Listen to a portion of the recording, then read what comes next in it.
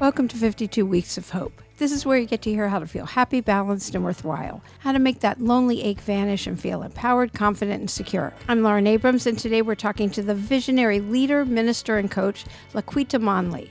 LaQuita is the inspiring minister, coach, and host of Create Your Future Self, and she's here today to tell us how she's overcome such hardships as teen pregnancy, living abroad as a military wife, and working on who she is and staying true to herself as an individual and not all the labels society has put on her. She's learned how to overcome depression and live her dream and her purpose.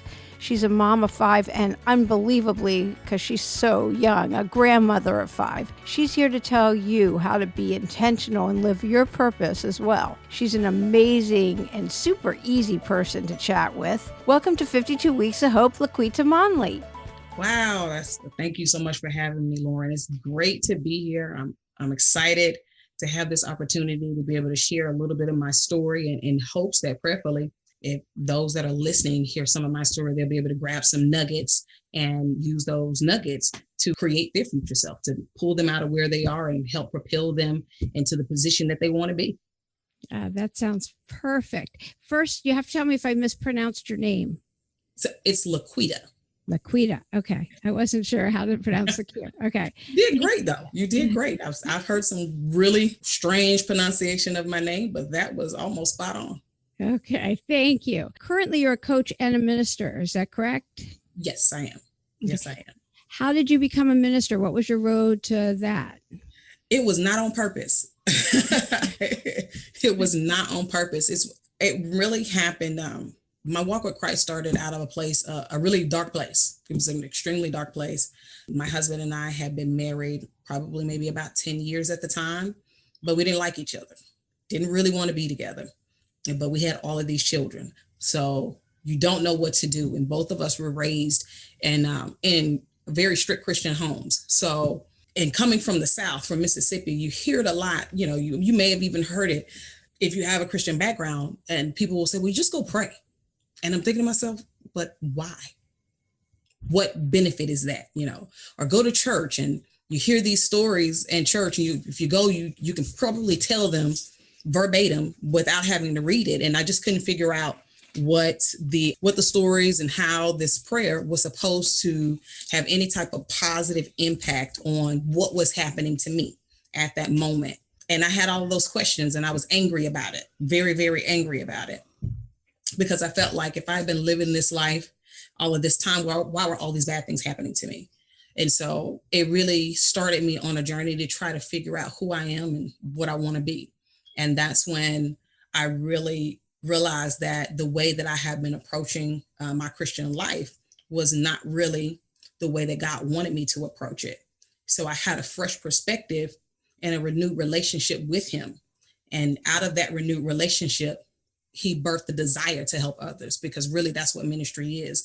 That word can be broken down to one word: serve. How had you been approaching things, and how did you change it up? Great question.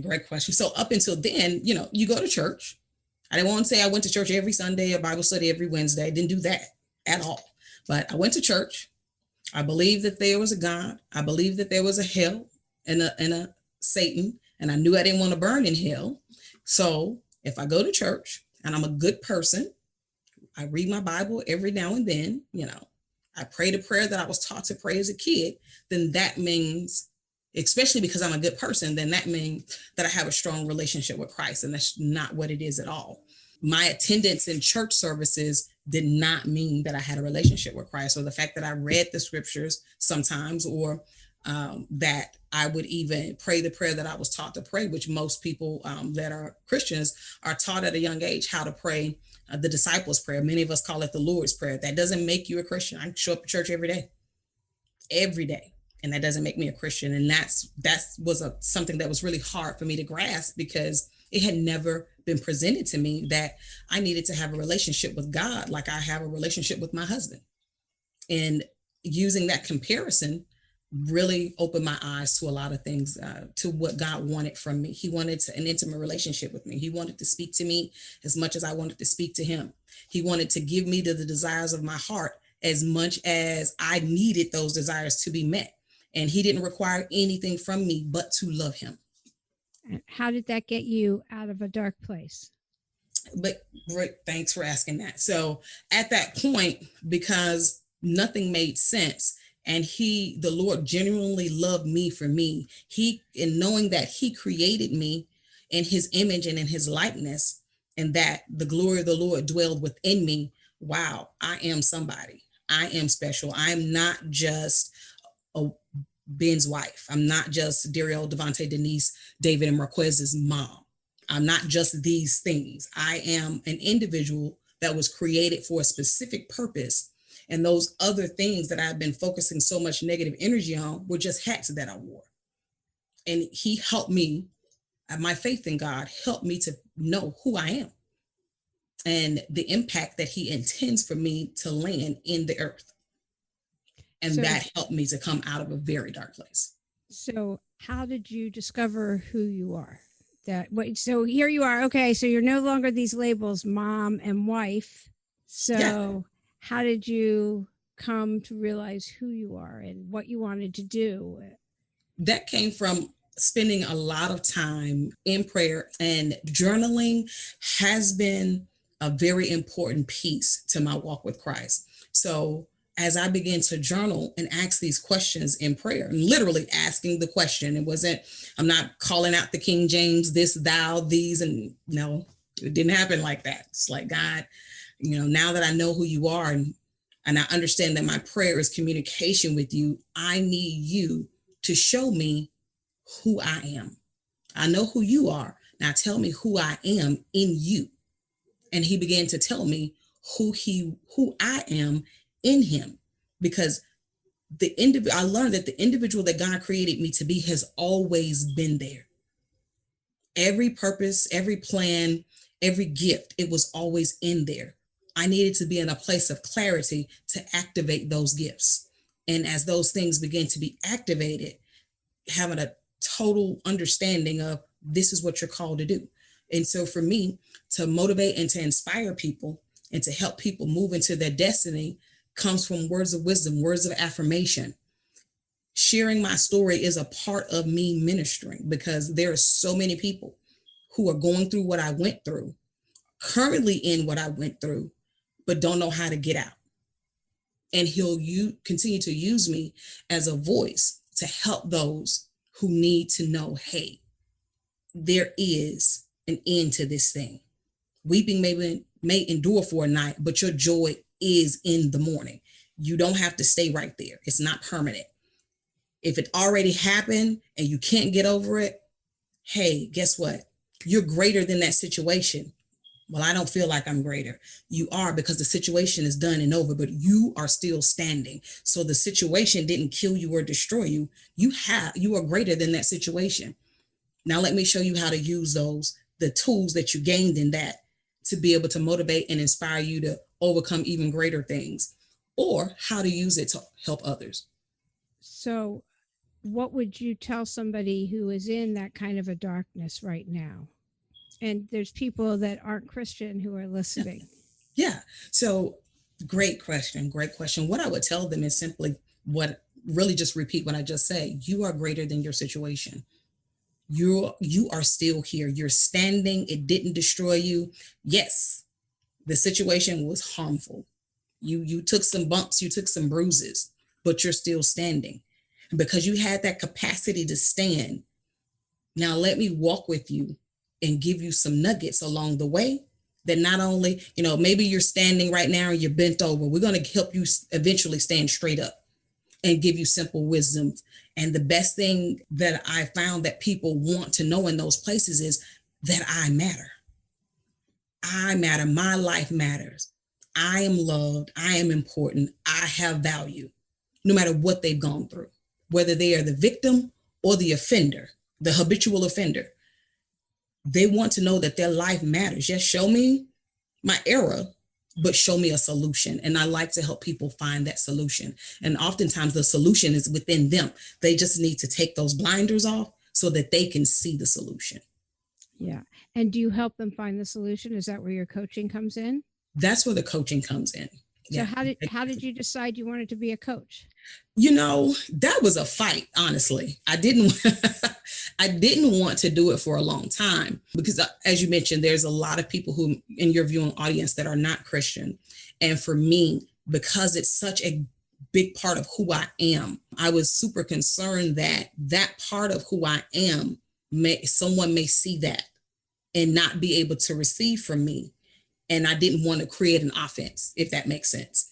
So it took me a long time to want to be a coach. Now, people who have seen me speak on different platforms, different, of course, Christian platforms, if they wrote to me or if they had my number and they text me and call me, I have no problem, because to me that was a safe space. But opening myself up to other areas where people may find offense in it, it was scary for a very long time. And it is something I had to pray about. It is something I had to pray about, to say, okay, God, if I do this, I don't want to offend anyone. So how do I do this in a way that I don't offend anyone, that I'm able to help them reach the place that they need to be without offending them because of my belief system? Yeah, because you still have to stay true to yourself. Exactly. And it's a fine line. It's a fine line. And what I found is those people who would definitely be offended, they may troll my stuff and say things, they may troll my social media and say things, or they simply don't reach out. And it is that is something that's disclosed when people follow me on social, when they have that first discovery call. And I do let them know if it is something that I've said or done that offends you in that moment, in that conversation, address it right then and maybe not later. And if you sometimes people don't have the confidence to address it then just write it out or text me later or call me later when you do feel like you can say it, and we can have a conversation about it. And then I can see how to make some necessary adjustments. Yeah. Now I would imagine, have been on the road a lot. You were a military wife. Yes. Did that start young? It did. It started at age 18. Ooh, that's young. Yeah. My husband and I actually went to high school together. I met him when I was a freshman in high school and he was a senior. And as they say, and this is the rest of the story. Yeah. It's been an interesting journey. I know for sure God designed me for military life. My dad, my uncle, and my aunt were the only three of my grandmother's children that did not join a branch of the military on my dad's side, on my paternal side. Everyone else, all the other sons went into either the Air Force or the Army. And I remember growing up as a kid and cousins coming home to visit, and they have all of these stories, especially when one uncle, their family went to Panama to live for a while. The other one, they went to Germany and Honduras. And I'm thinking, I am stuck in Mississippi. What? So when my husband came and told me, I was like a junior. He came and told me that he joined the Army. He was nervous because he thought that meant we would break up. Nope. Like, when we leaving? When are we leaving? And where are we going? So yeah, it's been an amazing journey. I love it. Even through the conflicts, my husband went in after Desert Storm. So he didn't get those deployments, not for the fight itself, but he did get into Kuwait, Kosovo, Bosnia. He's been to Iraq and Afghanistan, and those are never good times. But it's like anything else in life. I learned that if I focus on the negative, then my children would focus on the negative. And that was a really big benefit to me as well from my faith. It was about that time when when I really wanted to begin to take my life in Christ seriously, was about 6 to 8 months before he was due. My husband was with the group of soldiers that went in for the initial invasion of Baghdad back in 2003. So that was a scary moment, but it's that relationship with Christ and then the relationship with my church family that helped us not to be some of the statistics that many people may have seen, on television, because that stuff is real. It did happen. We were blessed and fortunate that it didn't happen to us. Yeah, that's great. And so far I've heard journaling, I've heard community. These are the tools that I'm hearing from you that I'm picking out of how you get through. I mean, you're an active duty military spouse for 23 years, right? Yes, yeah, 23 years. It's a long time. It's a long time. It was an amazing journey, but community, it definitely is important. I think the young people say your tribe. Your tribe is important. For me, I've learned to call it my inner circle. Oh, I like that so much better. There's Yeah. something about tribe. I know the young people Yeah. do call it They tribe. could call it a tribe. So I like to say it as an inner circle, and I use this analogy a lot. When you look at a dartboard, so like, if I was in a church setting, I would say, our relationships, how people gather in our life, we have to set it up like the tabernacle. Well, and I've learned a better Okay, tabernacle doesn't work. Yeah, it doesn't work. I get nothing for that. Sorry. Yeah, you have to say the dartboard, right? Okay, that's so your dartboard, the outside, I can put as many darts in that thing as I want to, and I can still get points. But the goal is to hit that bullseye in the center. And you notice how that circle gets smaller and smaller as you get to the bullseye, and the smaller the circle is, the more value it has. That's how our life should be set up. And not that many darts can fit inside that bullseye. That's my inner circle. So everybody can't be in my inner circle. Those people who bring the most value to my life, mentally, emotionally, spiritually, and yes, even financially, those are the people who should have access to me. And that's a reciprocal relationship. It's not one-sided. I have to bring value to them. They have to bring value to me. And all of us can't fit in that circle. So we have to reevaluate our life. Do we have people in our life, in our inner circle, that should be out there on the outer side of that dartboard because they're not bringing in enough value?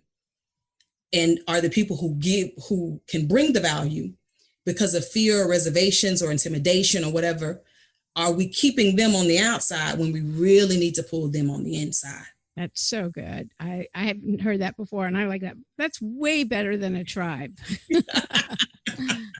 Yeah, it came out of that analogy came out of a course I was in, and the instructor point blank asked us, and it was a leadership course, and he point blank asked the people in the course, it's like, the people, because we tend to group up, especially if you know people, and if you evaluate your life and you had a monetary issue, and let's say that monetary issue was 10,000, 15,000, 5,000, 1,000, whatever, the people who are the closest to you, who you gravitate to the most to talk about your problems with, could they hand you that amount of money to fix your problem and it not cause a problem for them? And of course, everybody was offended immediately offended, because why are you going to place money as a value system? And when he began to break down how we handle our money and how we handle those resources, the minute resources, is a direct reflection of how we handle major things in our life. So if they can't handle something as simple as money, then how can they handle the depths of who you are? Why are they there in your close circle? It's like, whoa, wait a minute. Never thought about it like that. Wow. And that was one of the best classes I've ever taken. It's like, wow. It was a leadership course. Like, it made me start to look at things so much differently. Yeah, I never thought about it. Yeah. Yeah, it's like, if we look at our life and we talk about the things that we value the most, what makes you tick?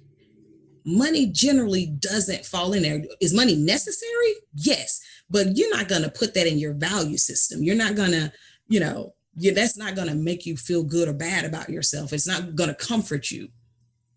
But if you can mismanage something that's minute, how will you properly manage, or you're at a maturity level to properly manage my crisis? Yeah, that's good. I was like, wow.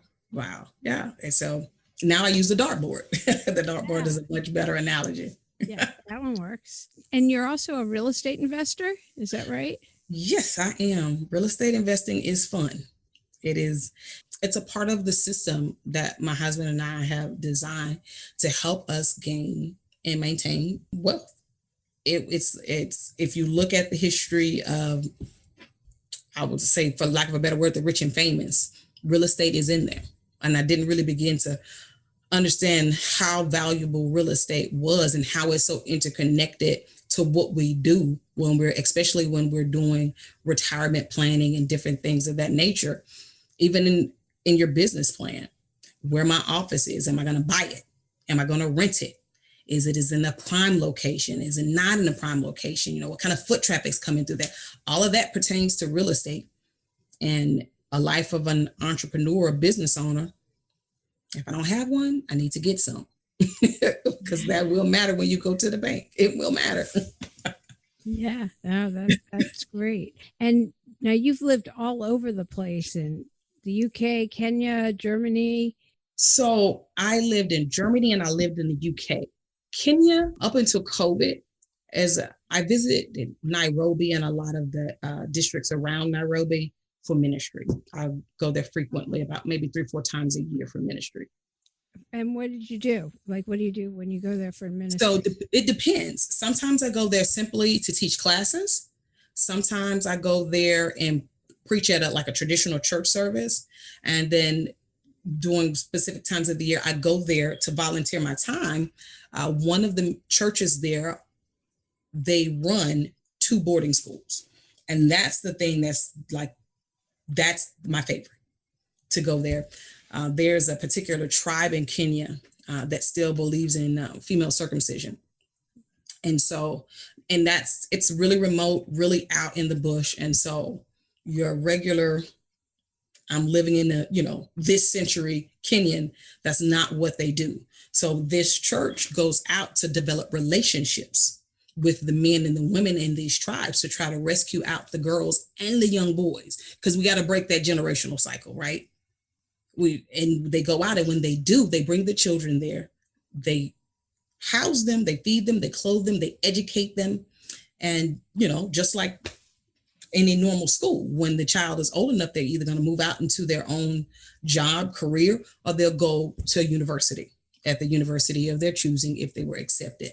And the ministry does this through their own resources. That was the most amazing thing to me.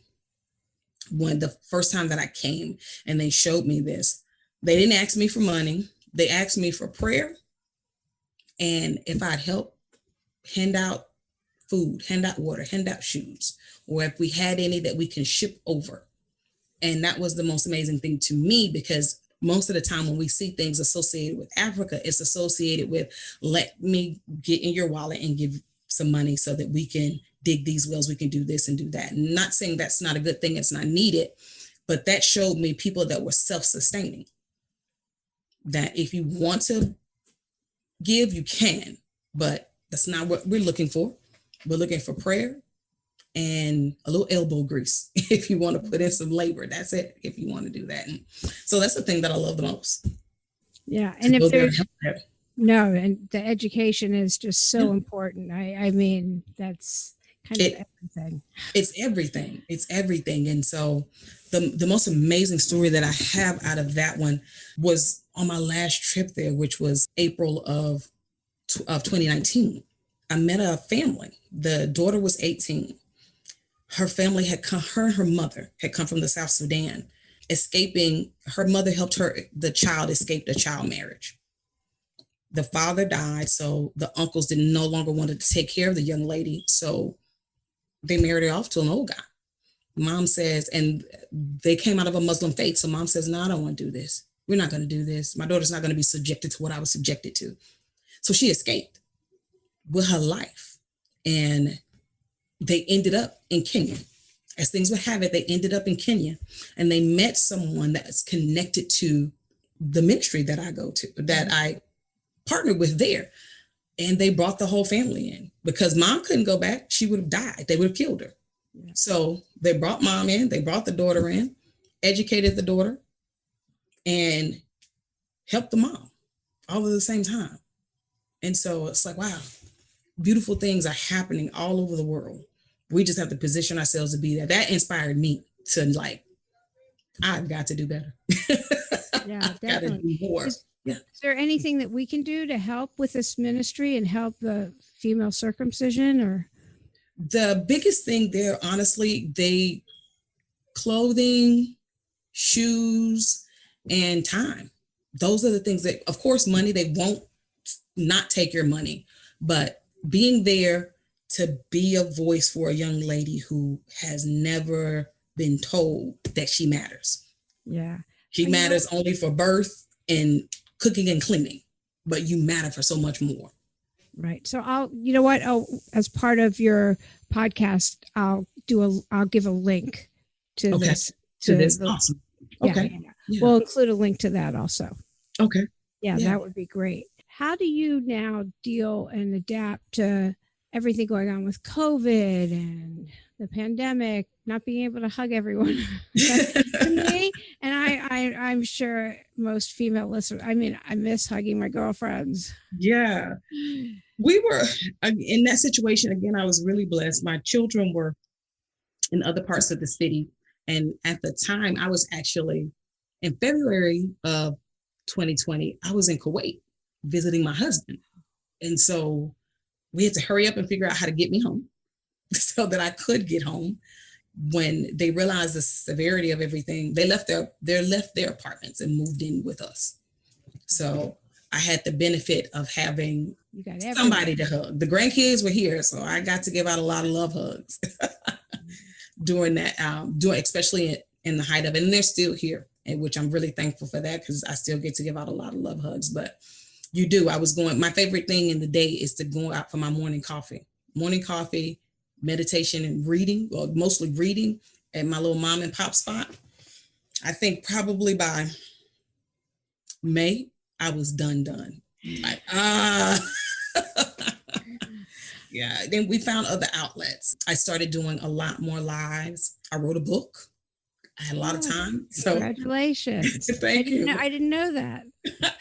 Well, I didn't put it in there because it's going through its final edits. And as long as me and the editor stop bumping heads, it will be ready for April. Oh, yeah. What's the title of your book? Redefining Success. And it's the journey. It's really a short synopsis of my husband and I's story and how we begin to learn to redefine success through our own lenses and not through the lenses of others, not letting culture, society, or anything else determine what success meant for us, but we determined what success meant in the Monley house. Oh, I love that. Thank you. But every couple should do that for themselves and not let anyone else define. Not let anyone else. And it took us a long time to figure that out, because honestly, I think subconsciously we don't even realize that we're being programmed by the things that are around us and that we visualize as success. For my husband's career, I mean, even though the military is pretty structured, it's as rough climbing rank in the military as climbing the corporate ladder. It can be really vicious. And at that time, just the fact there's a rank tells you, like, yes, just exactly. that alone. If women had designed it, it would not be that way. It would not be that way. No. And it's so crazy. And we realized, like, towards the end of his career, that we were letting that system define what success was for us in so many different ways. And like, my value is so much greater than his military rank or my government service rank. Like, I'm not going to do that. I'm not going to do that anymore. I will not allow a system to define my worth. And that was the beginning of, for lack of a better word, that was the beginning of enlightenment and how we begin to shift some things and do some things. And it's been a blessing. It's really been a blessing. It's been freedom. And that also started my entrepreneurial journey. It's been a freedom to not have to do that and know that I don't have to do that. Oh, that's so great. I think when I'm meditating all the time and that inner light shines and I know that I'm okay with everything going on around me, that's the attraction. Yeah. That's it. It is. I don't have to look perfect. I don't have to act, because I know I'm okay. Exactly. That's when people say, why do you meditate? I can tell them that. Yeah, absolutely. Meditation is so powerful. Yeah. It is so powerful. One man that I follow, and he's passed on now, and he gave an analogy of the power of meditation. And it was like, whoa, okay, yeah, let me do that. Wait, what was his analogy? He had an apple seed, and he said, okay, what do you see when you see the seed? Some people will see the seed. Some people will see the fruit, one apple. But what we should see through the power of meditation, from the seed to the tree, to the apples, to the orchard, the power of my meditation And what I open myself up and allow myself to see and realize in my mind, I can then produce it in my real life. But if I can't visualize it, it's not going to happen. The depth of my vision is that's just a seed? Or is it just an apple with a few seeds in it? Is it one tree or is it an entire orchard from that one seed? So I was like, whoa, okay. Let me get better at this meditation thing. And how about, do your kids follow you with your ministry work or your coaching, or do you just figure, okay, I'm an example and they're young and hopefully they'll follow eventually? When they were younger, yes, they followed me and their dad. They really didn't have much of a choice. They were home living with us. And so now we're in that we are better. Let me say it like this. We're better understanding how to parent adult children. You can't parent them. You can influence them. You can seek to influence them, but you can't parent them. So they're better now at saying, yeah, you know what, mom and dad, we heard you. We see you. This makes sense. In the beginning, they were like, nope, we're done. I'm gone. I'm going to college. You can't tell me what to do. I'm not listening to you. They did that thing that most kids do. And now, especially my oldest son is very much open. He'll come and knock on the door for coffee every morning and say, Mom, what do you think about this? I saw this and you were doing that. Or my daughter will be more willing to travel with me when I have engagements. Our schedules connect and she'll come and travel with me. So when you learn to switch that role from parent to influencer, it makes a difference. Oh, that's so great. And when you start to spin these days, how do you ground yourself? What do you do? So it goes back to my tribe. Well, not my tribe, my inner circle. It goes back to my inner circle. I know if any of the ladies are, and even if any men are listening, those people who are in your inner circle, it's like that energy, you share that energy and they can tell when you're off. Even if you don't tell, even if your set had not yet admitted, I am kind of spinning to the left. They can tell, and my circle helps to bring me in, whether it's through their text messages, their phone calls, their affirmations, or just listening. We'll call up and say, LaQuita, how you doing? What's going on? How, giving me that opportunity to vent. And then for me, going back to a place of prayer. When I know, like now I can't hide it anymore. I know I'm spinning out of control. Center myself, go back to a place of prayer and journal.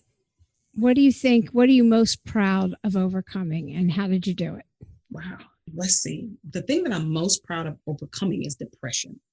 I realized probably it was like about 2002. It was about 2002. And I had to verbally admit that I was depressed. In the Black community, we don't talk about that, especially not in the Black church community. You don't say you're depressed.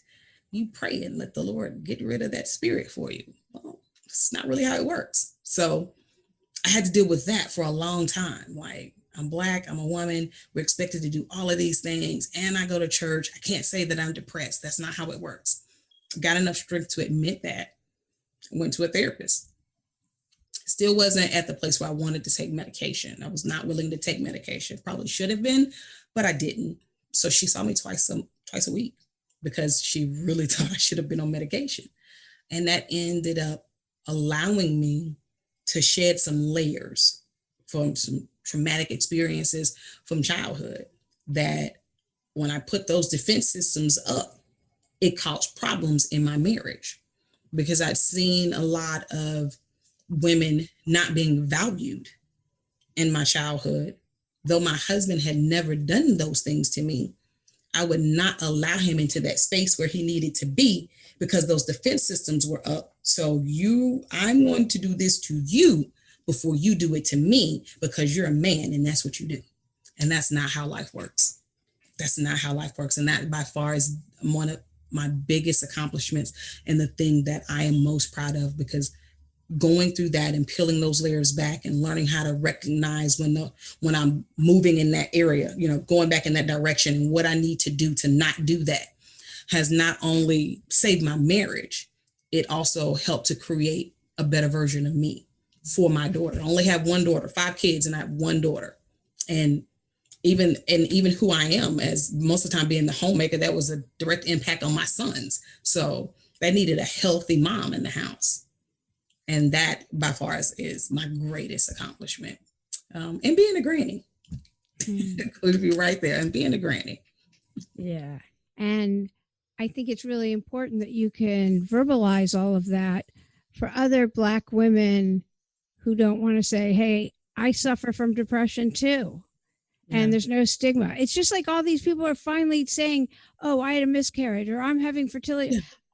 Oh my God, it's the most common thing in the world. Nobody ever talked about something that. Yeah, it's like, I mean, are you kidding? It's just now being talked about? Yeah. Like, I mean, there are so many stigmas in so many cultures. And because we are looking through these lenses that I feel, this is just me, that I feel media has presented to us, that when someone from that same culture or another culture says, well, I had problems with this. Well, I do too. Well, you know what? Because you're human. That's why you have those problems. It happens. Right. Let's talk about it. And, it's one of the biggest aspects of my ministry. It's like, I don't focus on just getting on big stages and just preaching Jesus. My really thing that I'm most passionate about is helping women. Where are we at right now? Right. So Jesus loves you. Yes, he does. Jesus gave us all beautiful gifts. And if this person has been given the gift to help you mentally overcome challenges, please let them. If this medical doctor has been given a gift that can help you overcome infertility, please let them help you, because it's the blessing you've been praying for. It's right there and you won't use it. So I love to sit across the table in small groups with women and talk about marriage issues, parenting issues. One of the things I found that's most prevalent in women, especially women who are married to powerful men, and your husband has a significant position in whatever it is he does, they don't feel valued. They don't feel valued and they don't feel significant. And society, because how society defines success, has caused them to not value what we would now call a gender role. Well, whether we want to say it is or isn't, but if you understand that my value as a woman has caused me to receive a seed that gives life and helps to cultivate that life into whatever greatness that life is going to be. And oh yeah, by the way, I'm a kick-ass attorney. I'm a kick-ass publicist. I can do this. I can do that. I am wonderful. I have some amazing value. My husband can't give life. I can't. So we're wonderful. God said we're wonderful. You need to know you're wonderful, sis. And that's the thing that I love to do. Like my husband, for a lot of that was one of the sources of my depression. Wherever I went, right, they only wanted to know, well, what is your sponsor's last 4 digits of his social security number? Well, hi, my name is LaQuita. How are you? I'm only know. Yeah. You have children. You go to the school. Oh, there's Dario's mom, or you're David's mom, or what's my name? My name is LaQuita. Please say LaQuita. You feel value, and that's a part of what I do that I find most rewarding. To helping women overcome that, remove those scales, if you will, remove that negative thinking, embrace your power, embrace the authority that you have, and go rock at whatever it is you want to do. Go and rock. Yeah, definitely. And everyone has a story. Yeah. And it's seeing that person instead of just their outsides, is to know their story. Yeah. So true. So true. Yeah. So true. Your story. I so enjoyed talking to you today and meeting you and getting to know you. Thank you. I had a lot of fun. Yeah. Thank you for being a guest today on 52 Weeks of Hope. Oh, thank you so much for having me. It's my pleasure. It's been great. I really love what you're doing here, 52 Weeks of Hope, because we need it every moment of every day. We need it. Definitely. I hope you enjoyed this week's episode and take with you LaQuita's messages of breaking free of stereotype, self-reflection, and risk. I was thinking we should all challenge ourselves to do 3 things this week that break out of the box. 3 things we wouldn't normally do. They can be little things like just divulge something to a friend or tell your kids something that you wouldn't normally tell them, or your spouse, or actually that wouldn't apply. I tell Scott everything, or put your biggest dream out there and tell somebody so that it breaks free into the universe. Don't keep something in, or post something that you were going to go to the grave with and didn't want anyone to know, or something like that. I found all the stuff that I thought, oh my God, I would die if people knew. Nobody cares. People just, oh, okay, and then they go on with their life. Nobody ever cares. And that's the stuff that eats us up and gets us sick and everything else. So, yeah, breaking free of stereotypes. When LaQuita talks about that Black women, and I've interviewed somebody else for the podcast, that evidently Black women don't talk about depression, and people don't talk about fertility problems and all of this stuff. It's just ridiculous. So, yeah, breaking free of stereotypes, self-reflection, and risk. So let's challenge ourselves to do 3 things this week. Hit me up over on the website, 52weeksofhope.com. Let me know what your challenge was and if you did it, or if you wanted to but you didn't, or do just one thing to break out of the box. And let me know how it went for you. We also have a Facebook page, and I'll start a Facebook group over there. We can start doing challenges every week. Or if you're on Clubhouse, I do have the Hope Club. I'm going to start daily rooms over there. We're doing them once a day now, but they'll be consistent starting at 8 o'clock every morning daily, starting on the 26th. So thank you so much for listening. Be sure to tune in next week for a special episode. And remember to share the love, tell 2 of your friends, and please follow the podcast as well as leave us a positive review. I'm Lauren Abrams. Thanks for listening.